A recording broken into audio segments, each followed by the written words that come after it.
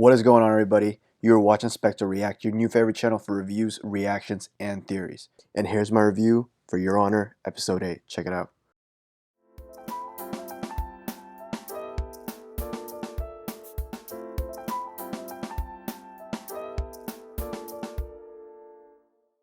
So first off, we get to see Master Manipulator Judge Michael, who gets his boss to step down and convinces his boss that he is the right man for the Carlo Baxter trial. His boss trusts him, and Michael knows what he has to do to save himself. So the trial segment of the show finally begins. And one thing that I found really interesting was that we got to see court during COVID. I was really shocked to see this since I didn't expect COVID to be incorporated into the show, but we live in this time, so it makes sense. Now, there are quite a few highlights of the trial, which I'm going to mention right now. The lawyer for the prosecution is very strong. She establishes presence, identity, and motive in the first few minutes of the episode. She also establishes that Carlo's father is a bad guy without even referring to his reputation as a mob boss by playing the recording of Jimmy Baxter attempting to warn his son prior to the arrest. This at least starts to open up the angle of Jimmy's connection to the cops. The prosecutor starts to realize that Jimmy must have known through a cop that his son was going to get arrested.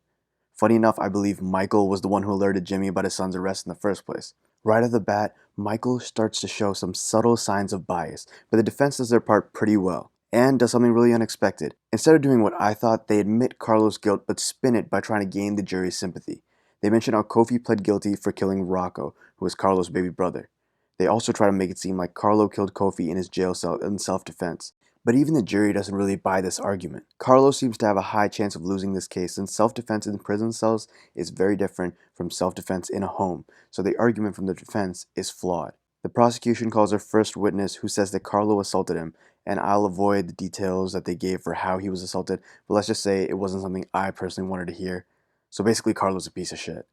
The defense hits back by trying to show that the witness is, or at least was, a member of Desire, but the prosecution jumps back to prove that everything being said by the witness was true because Carlo was convicted of the crime earlier. Cusack also gives a statement in which he further tries to dehumanize Kofi to the jury, but that doesn't seem to go off too well. Then we finally get a few great scenes with Eugene, and one of those scenes got me really tense because Eugene is holding the baseball that Kofi got from Adam's car. Every time we get one of those clues where I know the truth, but the characters don't but are slowly figuring it out, I always feel really weird. It's like I'm hiding something. And boy, this episode had a lot of secrets and a lot of moments where those secrets started to fall apart. Eugene gives the ball to Lee Delamere to sell. By the way, I'm calling it right now. That best closer in the game line is going to get Michael and Adam caught at the end. She's going to hear that line from Adam or something, and she's going to start piecing the truth together, mark my words. Speaking of Adam, we get this reminder in the episode that Adam was also dating one of his younger teachers in the earlier episodes, and is apparently still in love with her, even though he's intimate with Fia now.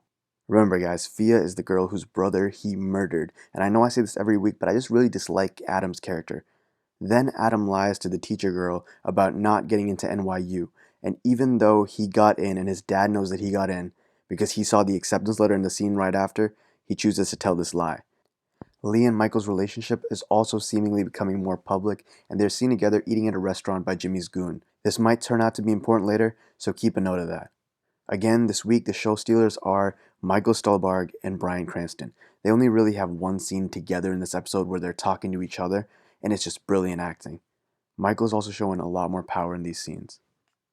After this, we get to see Michael announcing to the family and the friends that Adam is going to NYU, and Adam, of course, makes it awkward by not wanting to go and voicing that opinion.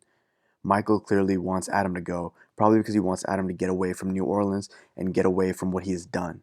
Michael's mother-in-law also mentions that Jimmy's goons were there and shows that she is worried, and again we get a scene where a character is trying to keep a secret. Later, Michael, who is clearly disturbed by the fact that Adam doesn't want to leave, tells Franny about how Adam got into NYU but doesn't want to go, which exposes the lie that Adam told her earlier. And to make matters worse for Adam, Franny also catches Fia and Adam together, so another secret got exposed in this episode.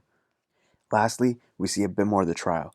This whole segment is pretty disturbing and pretty graphic, and even though it's a TV show, I'm not gonna lie, it was pretty hard to hear. Which is exactly what the show was going for, but still, man, this was hard to hear. The trial now looks very clearly in the favor of the prosecution. Michael makes his final play under pressure from Jimmy, who has given him a deadline. One of the jurors is reported and has apparently violated the rules, and he is forced to replace her. I don't think she actually did it, but this is the play that Michael is making. I bet Michael will replace her with someone loyal to the Baxters. I said this last week and I'll say it next week. This show is a great movie that we are being forced to watch part by part. I can't wait for the episode next week. As always, let me know down below what you thought of this episode and what you think is going to happen in the future episodes. Also, let me know, do you think Adam and Michael will get caught? Because I feel like they might. And do you think Carla will go to jail? Let me know down below. That's all I got. See ya. If you enjoyed this video, like, subscribe, and comment with your thoughts. By supporting this channel, you're allowing us to keep making this great content and keep Spectre React going. Thanks for watching, and peace out.